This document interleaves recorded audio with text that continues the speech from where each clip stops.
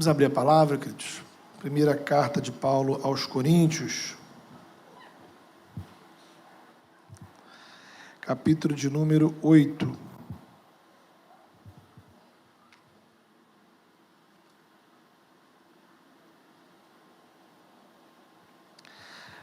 Primeira carta de Paulo aos Coríntios, capítulo número 8. Nós vamos estar lendo a partir os versículos 5 e 6 apenas, né? 1 Coríntios 8, versículos 5 e 6. Diz assim a palavra do Senhor: Pois mesmo que haja os chamados deuses, quer no céu, quer na terra, como de fato há muitos deuses e muitos senhores, para nós, porém, há um único Deus, o Pai, de quem vêm todas as coisas e para quem vivemos, e um só Senhor Jesus Cristo, por meio de quem vieram todas as coisas e por meio de quem vivemos. Amém. Bem, querido, não sei se você tem aí, né, uma nota de dinheiro na sua bolsa, no seu bolso, na sua carteira, tá? Você vai poder conferir o que eu vou falar, tá? Na nota da nossa moeda, o real, tem uma frase que diz assim: Deus seja louvado. Está aí, nas nossas notas. Na nota do dólar, tem uma outra frase, que é: em Deus nós confiamos. Outra coisa interessante da nossa sociedade é a gente reparar na quantidade de músicas, né? Músicas não cristãs, que trazem o nome de Deus, que falam alguma coisa sobre Deus, de todos os gêneros, né? Do rock ao samba, do funk ao sertanejo. Tem lá letras que de alguma forma falam ou mencionam Deus. Também é uma coisa interessante a naturalidade com a qual a gente menciona, né? Expressões do tipo: Deus te abençoe. Qualquer coisa, né? A gente conversa na rua, qualquer lugar, né? Deus te abençoe. Até mesmo quem supostamente não acredita em Deus, fala do nome de Deus. Que Deus me ajude, Deus me livre, tomara Deus que eu consiga, Deus me perdoe. Então, Deus continua em moda. Pelo menos está aí nas nossas bolsas, nas nossas carteiras, nas músicas, nos filmes, no nosso linguajar do dia a dia, né?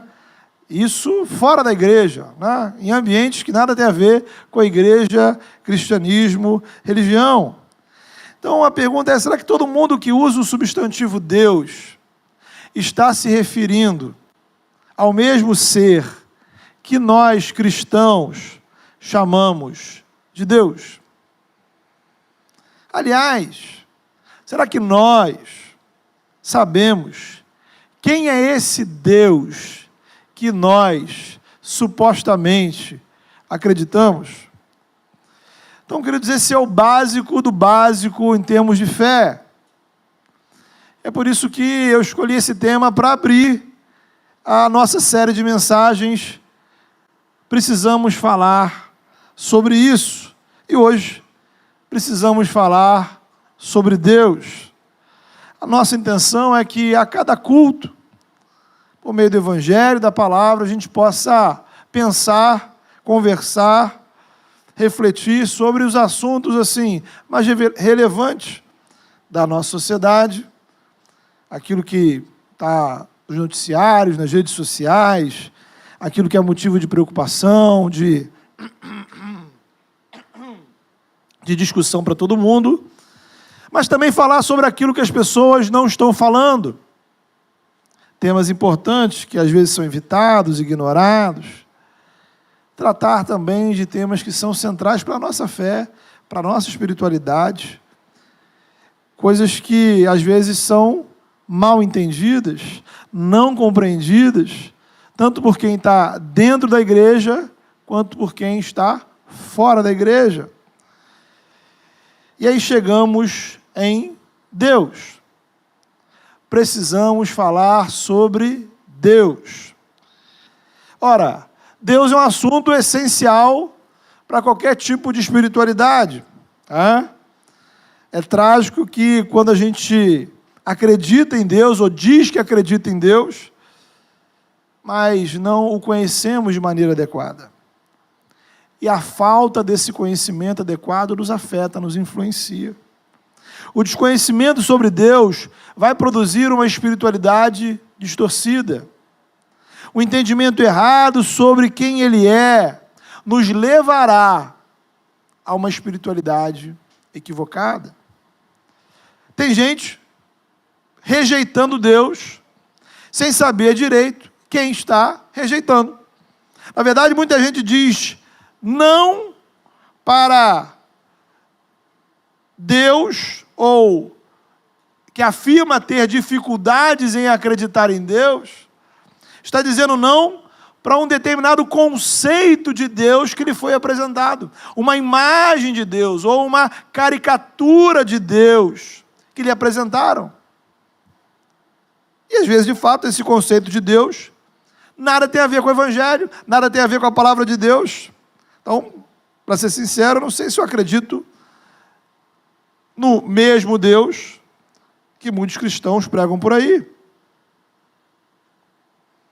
Então, até para rejeitar Deus de forma adequada, nós precisamos conhecê-lo adequadamente. Senão eu posso estar rejeitando apenas uma imitação, uma distorção, um Deus falsificado. Mas ainda,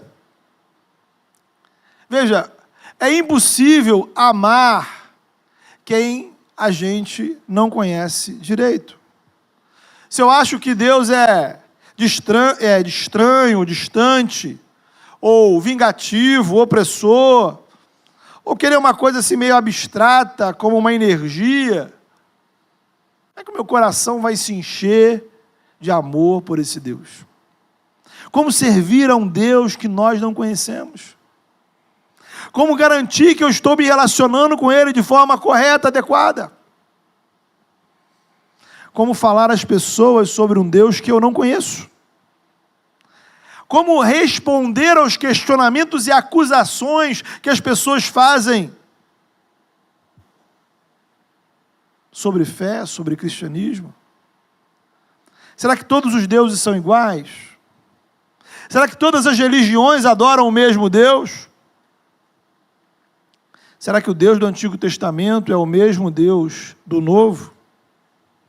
Então nós precisamos, queridos, de respostas para essas perguntas. Por isso nós precisamos falar sobre isso. Então, para início de conversa, a Bíblia nos afirma que existe um único Deus. Acabamos aí, no último domingo, de passar meses estudando o profeta Isaías. E quantas vezes nós lemos em Isaías o Senhor dizer: eu sou o Senhor, o primeiro e o último, fora de mim não há Deus, além de mim não há Deus, eu sou o único. Portanto, do ponto de vista da palavra de Deus, não existem deuses, não existem. Não existem seres que possam se comparar a Deus, seres a quem nós possamos aplicar o substantivo Deus. Nenhum ser tem o que ele tem ou faz o que ele faz. Então existe um único que é Deus, que é o Criador e que se revelou em Jesus Cristo. Os deuses e as religiões são criações humanas. O ser humano, espiritualmente perdido, está em busca do verdadeiro Deus. Não consegue encontrar, por quê? Porque o seu coração está sob a opressão do pecado, da ação maligna. Ou seja, a humanidade, por um lado, ela tem necessidade de Deus, mas por outro, está impossibilitada de por si mesma encontrar esse Deus. Falamos sobre isso, né? Uma pregação recente, o Evangelho e as Religiões. Está lá no YouTube, no Spotify, né? Nos podcasts, você pode depois dar uma olhada. O ponto é, existe um único Deus. E aí a gente começa a pensar quais são as características desse Deus que a Bíblia nos revela. Como a Bíblia o descreve? A Bíblia apresenta vários atributos. O primeiro deles, a gente poderia mencionar, é que Deus ele é eterno.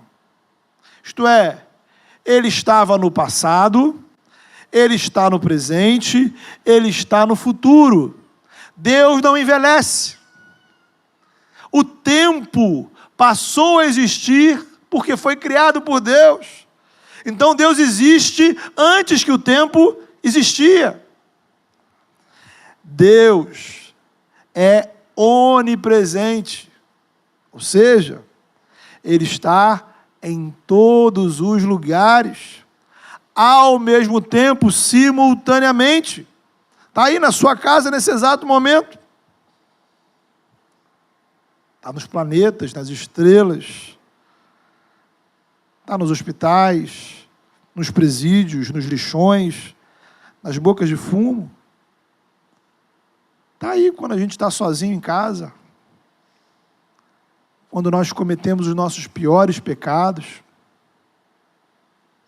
Deus está junto, inclusive, daqueles que não acreditam nele. Como diz o Salmo 139, se subo aos céus, lá estás. Se faço a minha casa no mais profundo abismo, lá estás também. Quem é Deus? Ele é o eterno, Ele é o onipresente, Ele é infinito, não tem limites nem limitações. Ele é onipotente, não há limites para o seu poder. Ele é onisciente, não há limites para o seu saber. Mais uma vez o Salmo 139 nos ajuda, ele vai dizer: o Senhor sabe quando me assento e quando me levanto.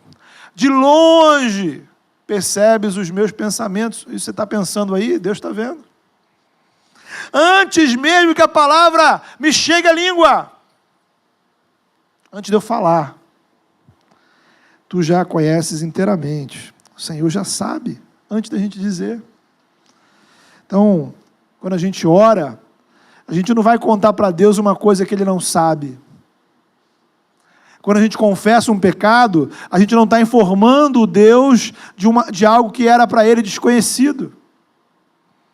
Nós estamos reconhecendo, admitindo, exercendo sinceridade, mas não dando a Deus novas informações. Deus é perfeitamente santo, perfeitamente justo, Ele é amor. Veja, não é algo que Ele tem, não é algo que Ele faz de vez em quando. Sabe, às vezes Deus ama, às vezes Deus é justo, às vezes Deus é santo. Não. Ele é a sua essência, a sua natureza. Ele é espírito.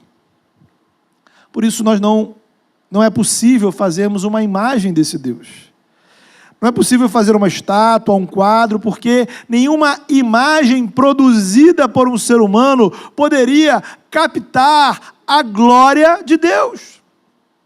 É uma impossibilidade. A mente humana, o cérebro humano, não é capaz de assimilar a grandiosidade dele. Porque Ele é o Senhor dos exércitos, o alfa e o ômega, o princípio e o fim, aquele que é, que era e que há de vir. Agora, esse Deus único, perfeito, resolveu criar. No princípio, criou Deus os céus e a terra. Então, aqui nós nos deparamos com outro aspecto interessante. Esse Deus único, onipresente, onipotente, onisciente, santo, eterno, ilimitado, é Deus criador. Diante dele nós somos criação. Então, a partir desse momento, passou a existir duas realidades: o Criador e a criação, o Criador e a criatura. A criação veio a existir por vontade do Criador. É um mistério que parte da ciência, né? Que ignora Deus, não consegue explicar.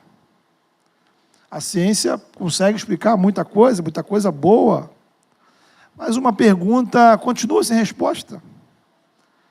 Por que, afinal de contas, existimos?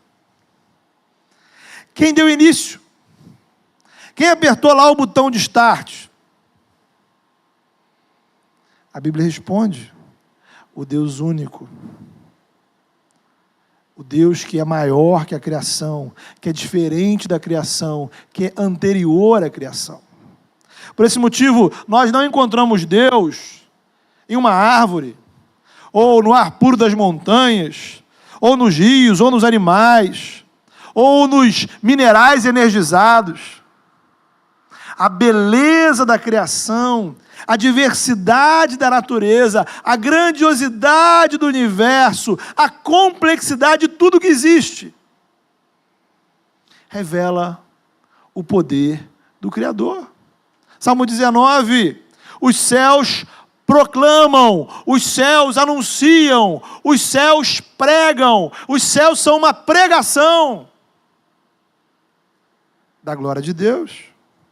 Então a natureza aponta, é como um dedo, um sinal, uma seta que aponta para Deus, mas ela é diferente de Deus. A criação não é divina, somente Ele é Deus. Então, ao contemplar um pôr do sol incrível, ao passear numa cachoeira assim fantástica, fazer uma trilha numa floresta, você pode constatar, você deve constatar, que Deus é maravilhoso. A natureza, ela é a poesia de Deus, é a obra de arte do Criador. E ao contemplar tudo isso, nós devemos louvar, adorar, cultuar o artista, o pai de toda a criatividade, o criador de todas as cores e formas dos grandes planetas, das galáxias, até as minúsculas plantas e insetos. Esse Deus, que é eterno, que é infinito, que é onipresente, que é onipotente, que é onisciente, que é perfeito em santidade, justiça e amor, é o Criador de todo o universo, de toda a natureza e do ser humano. Existimos porque Ele nos criou. Foi da vontade dEle, e Ele nos criou com um propósito, com uma finalidade, com uma intenção. Vivemos em comunhão com Ele. Então, querido, há um significado na sua existência. Há um propósito na sua existência. E esse propósito, esse significado está no relacionamento com Deus. Porque Ele nos criou à sua imagem e semelhança.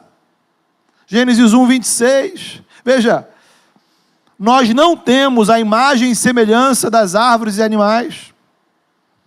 Nós não temos a imagem e semelhança dos rios, das montanhas ou das estrelas. Quem é semelhante a mim, além de outro ser humano?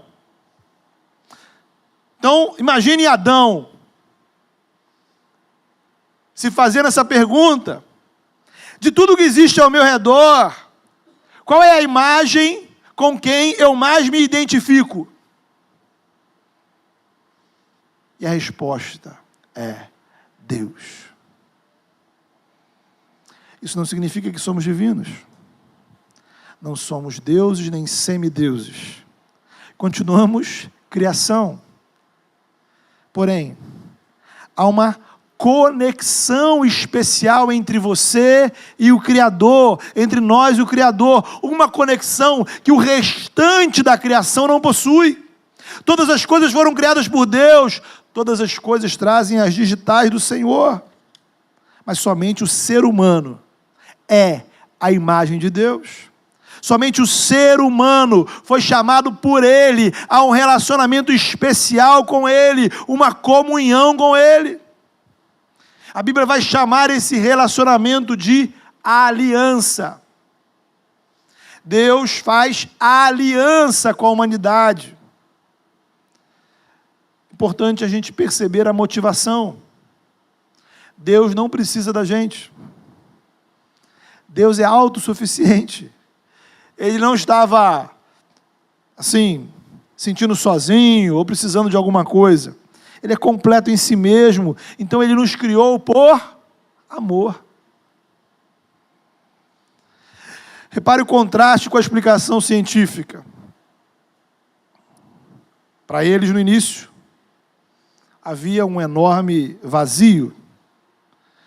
E depois uma sequência louca de coisas aleatórias começaram a acontecer. E ao final, depois de milhões de coincidências, temos o planeta Terra e a nossa vida. Você já deve ter jogado algum jogo de tabuleiro na sua vida, né? Então você imagina um jogo de tabuleiro que tivesse 100 dados. Imagine que você jogasse os 100 dados 100 vezes. E calcule a possibilidade desses 100 dados 100 vezes caírem 6. É isso que a ciência diz que aconteceu para a gente. No Evangelho, no início, havia amor. Havia uma intenção, um propósito, para que nós, para que você existisse. No início e durante todo o processo. Um Deus soberano conduzindo, como um pintor pintando um quadro, um escritor escrevendo um romance, um artista fazendo a sua obra de arte. Efésios capítulo 2 vai dizer que nós somos feitura dele. A palavra feitura lá no grego é a palavra poema. Nós somos um poema do Senhor. Por isso, por outro aspecto, esse Deus criador é Deus que se revela. Veja, Deus quer ser conhecido por nós. Não existe relacionamento e comunhão com o desconhecido. Sabe? Não adianta a gente falar assim, poxa, você precisa amar os marcianos, né? Se é que eles existem. A gente ama quem a gente conhece. Por isso, Deus veio ao nosso encontro. Conhecemos Deus porque Ele veio até nós. Então, o nosso conhecimento de Deus não é baseado em intuições, não é baseado em descobertas misteriosas, em coisas secretas, que só alguns têm acesso. Conhecemos Deus porque Ele se revela pela palavra. Abraão ouviu a sua voz, Moisés ouviu a sua voz, os profetas ouviram a sua voz. E o apóstolo Paulo vai afirmar na carta a Timóteo que essas pessoas, esses homens inspirados pelo Espírito Santo, eles anunciaram ao povo o que ouviram e registraram a sua palavra, para que nós, pessoas de todas as épocas e lugares, tivéssemos acesso ao que Deus fez e falou. Mas ao chegar no Novo Testamento, a revelação de Deus ganha um outro aspecto. Essa palavra que antes era ouvida, essa palavra que antes era lida, ela agora se torna carne.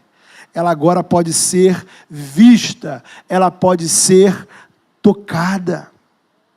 A palavra de Deus se encarnou em Jesus de Nazaré.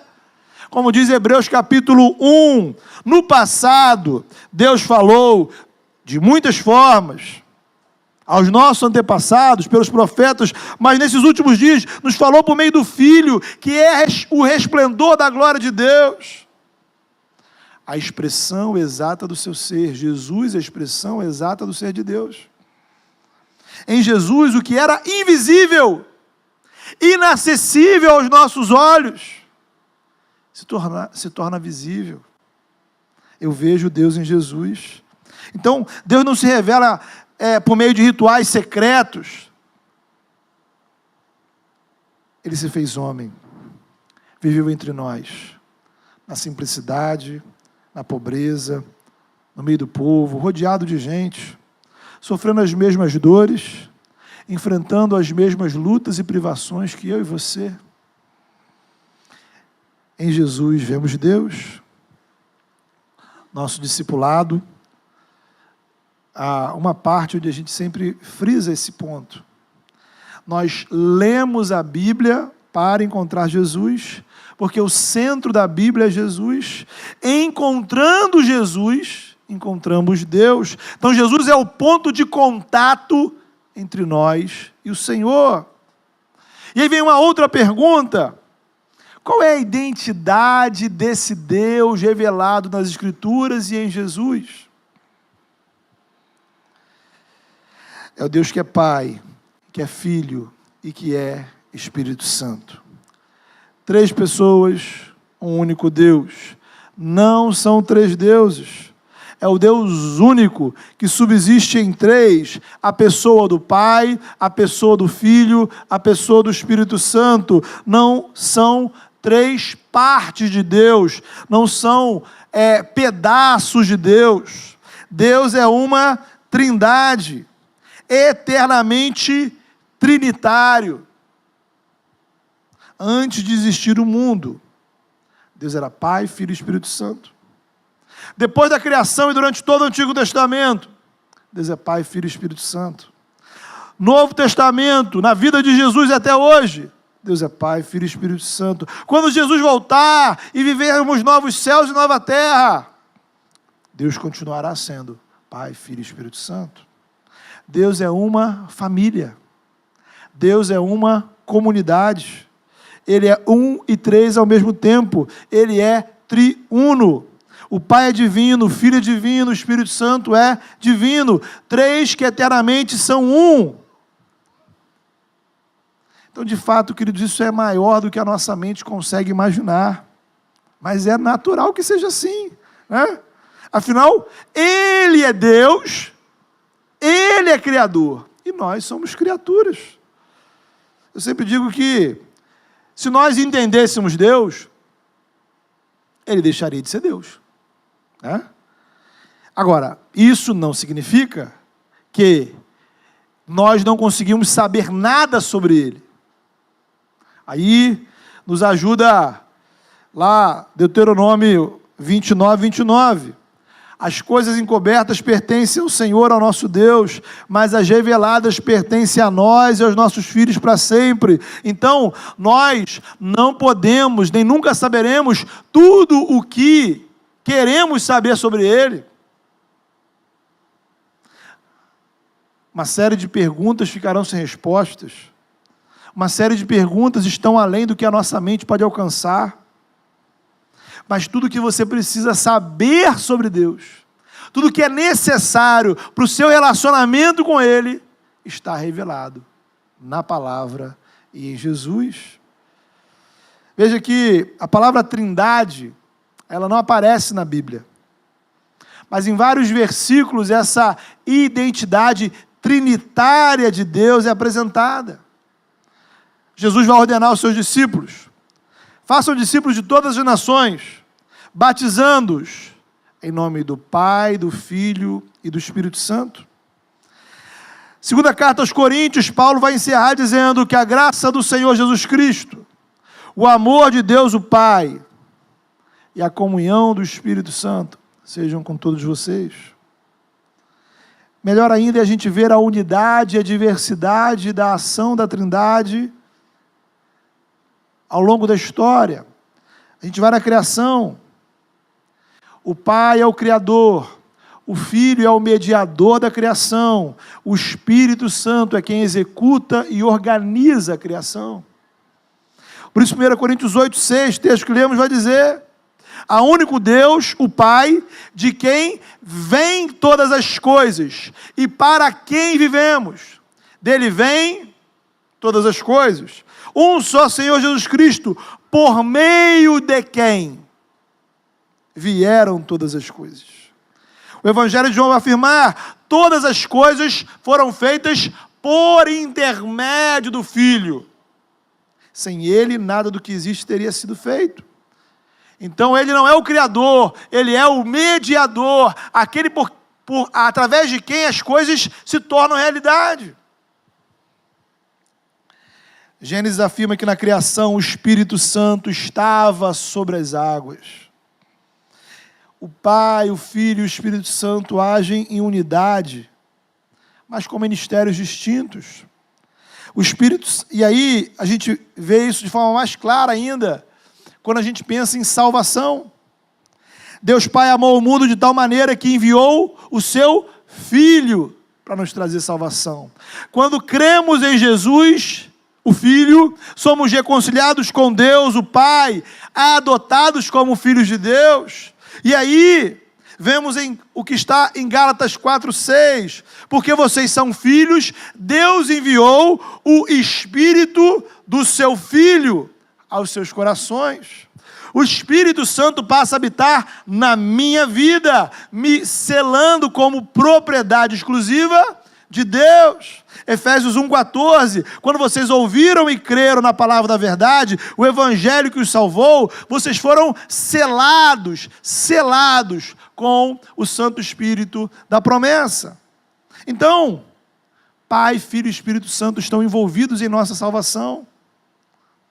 Mais ainda, o nosso relacionamento com Deus acontece de maneira trinitária. Veja a oração. Nós oramos a Deus Pai. Foi como Jesus nos ensinou a orar. Pai nosso. Nós oramos através de Jesus. Tudo que pedirdes ao Pai, em meu nome. E o Espírito Santo atua dentro de nós. Porque tudo que Deus faz na sua vida, dentro de você, faz por meio do Espírito. Veja o culto. Adoramos a Deus. Não adoramos o Espírito Santo. Nenhum lugar na Bíblia nos fala para adorarmos o Espírito Santo. Adoramos o Pai, adoramos o Filho. Apocalipse 4:5. Nós nos prostramos diante daquele que está sentado no trono e do Cordeiro. Mas o Espírito Santo é quem aplica em nós a graça de Deus. Iremos celebrar a ceia, estaremos celebrando a graça de Deus revelada em Jesus. E quem faz com que essa graça se torne eficaz em você é o Espírito de Deus, é o Espírito Santo. Veja a igreja, somos povo de Deus, corpo de Cristo, capacitados pelo Espírito para promover o reino de Deus, para que pessoas creiam em Jesus, sejam libertas do pecado e se tornem filhas de Deus e sejam batizadas em nome do Pai, do Filho e do Espírito Santo. Promovemos a glória de Deus, adorando Jesus. Paulo vai dizer lá em Filipenses, no capítulo 2, que toda língua confessará e todo joelho se dobrará diante de Jesus Cristo, o Senhor, para a glória de Deus, o Pai. Nos reconciliamos com Deus pela fé em Jesus. Chegamos à fé em Jesus, porque o Espírito Santo nos regenera. Ele produz em nós um novo nascimento. Jesus disse a Nicodemos: você precisa nascer do Espírito, nascer de novo. Recebemos o Espírito em nossa vida a partir do momento que cremos em Jesus. Então esse é o nosso Deus, o único Deus, o Criador, que é Pai, que é Filho, que é Espírito Santo, o Deus que precisamos conhecer, o Deus que precisamos amar, o Deus que precisamos servir, o Deus que nos criou para o relacionamento com Ele. Aí, lembramos que o pecado produziu um desvio de propósito, sabe? Um desvio de finalidade em nossa existência. Você foi criado para Deus. O pecado te leva para outras motivações. E aí procuramos outras finalidades para a nossa existência. Várias outras. Sucesso, dinheiro, prazer, fama, conquistas, realizações. Mas nada disso preenche o nosso coração. O pecado produz em nós uma visão distorcida de Deus. O pecado nos leva a uma adoração distorcida, equivocada. O pecado nos leva às superstições, à idolatria, à incredulidade. O pecado, muitas vezes, produz em nós uma caricatura de Deus, a ponto de nós rejeitarmos. O pecado, atuando na religiosidade humana, leva-nos a termos experiências ruins, não com Deus, mas com a religiosidade, que acontece em nome de um determinado tipo, um determinado conceito de Deus, que não é o do Evangelho, mas aí nós rejeitamos Deus. Por quê? Nós experimentamos, na verdade, uma versão falsificada dele. Somos pecadores, estamos cegos. Porém, como diz a letra de um cântico, apesar da glória, da soberania, da grandiosidade que Ele tem, Ele se importa com a gente. Ele se importou com você. Ele nos convida à reconciliação. O que é o Evangelho? É Deus nos chamando à reconciliação, oferecendo perdão e recomeço. A vida cristã não é nada menos que uma vida em comunhão com o Criador. É retomar uma comunhão que foi quebrada, que foi rompida. É onde temos acesso à presença dEle, pelo sangue de Jesus, pelo novo e vivo caminho. E Ele traz sobre a nossa vida algo novo, algo do céu, vida em abundância, pelo Espírito Santo.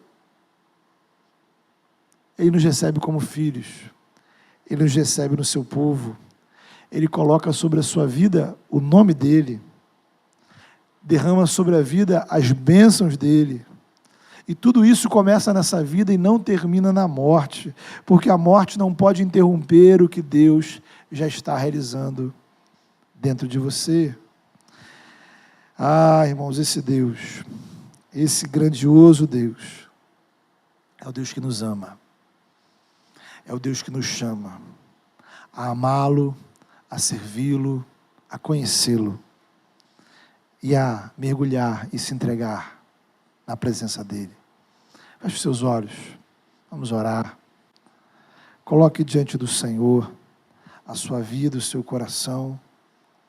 Coloque diante do Senhor, talvez, as questões que têm impedido você de ter um relacionamento correto e adequado com Deus.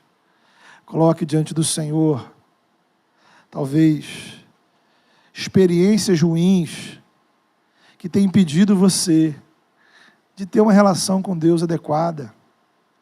Talvez coisas que você aprendeu, coisas que você experimentou, coisas que te ensinaram. E tudo isso tem levado a uma espiritualidade distorcida. Mas Deus chama você a amá-lo, a recomeçar, a servi-lo por amor e a viver algo novo na sua vida. Senhor, a Tua glória, Senhor, ela é imensurável. A Tua glória, Senhor, ela está para além, Senhor, do que a nossa mente pode alcançar. A Tua glória, Senhor, é a glória de um Deus onipotente, onisciente, onipresente, eterno, soberano, perfeito, ilimitado. E ainda assim, ó Pai, o Senhor se importa com a nossa vida. A Deus, uma vida com tantas misérias e mazelas, uma vida, Senhor, onde a gente tropeça em coisas tão pequenas, uma vida, Senhor, onde estamos aqui diante do Senhor, e muitas vezes preocupados, ó Pai, com coisas tão pequeninas. Ah, Senhor, em nome de Jesus, que o Teu Espírito Santo, que, ó Pai, atua em nossas vidas. Que nessa hora, Senhor, faça a Tua palavra, Senhor, prosperar no nosso coração. Para que, ó Pai, no coração onde há incredulidade, onde há frieza, onde há, Senhor, uma espiritualidade distorcida, onde há, Senhor, uma espiritualidade, Senhor, baseada em religiosidade, onde há um relacionamento rompido e quebrado, que em nome de Jesus o Teu Espírito Santo ministre vida, Senhor, ministre cura, ministre libertação, e que possamos, ó Pai, olhar para Jesus e ver o nosso Salvador, olhar para Jesus e vermos o Teu perdão, olharmos para Jesus e vermos o Teu amor, olharmos para Jesus e vermos a Tua graça, olharmos para Jesus e vermos, ó Pai, a reconciliação, a vida eterna que o Senhor nos oferece, e que possamos, ó Pai, nos jogar aos pés de Cristo, que possamos, ó Pai, mergulhar na Tua graça, que possamos, ó Pai, realmente crer e confessar que Jesus é o nosso Salvador, que nós queremos, ó Pai, sermos Teus filhos, porque o Senhor se apresenta, Senhor, como Pai. Queremos viver uma vida, Senhor, impulsionada pelo Teu Espírito. Queremos ser Teu povo, Tua igreja, Teu reino. Queremos ser propriedade exclusiva do Senhor. Queremos, ó Pai, fazermos parte da Tua família, Senhor. Ó Deus amado, em nome de Jesus, liberta-nos, ó Pai, de pensamentos, de manias, de costumes, de conceitos, de mentalidades, ó Deus, que nada tem a ver com, ó Pai, o Senhor, com a Tua revelação, com Cristo e com a Tua palavra. Corrige em nós, ó Pai. Orienta-nos, ó Deus, para que possamos, ó Pai, conhecendo o Senhor na sua grandiosidade, possamos Te amar, possamos Te servir, possamos viver, Senhor, a alegria de sermos Teus filhos, e possamos proclamar, e possamos anunciar para outros, para que também conheçam essa graça, esse Deus. É em nome do Teu Filho, esse que é o nosso mediador, e no Teu Espírito Santo, que atua em nós, que nós oramos. Amém.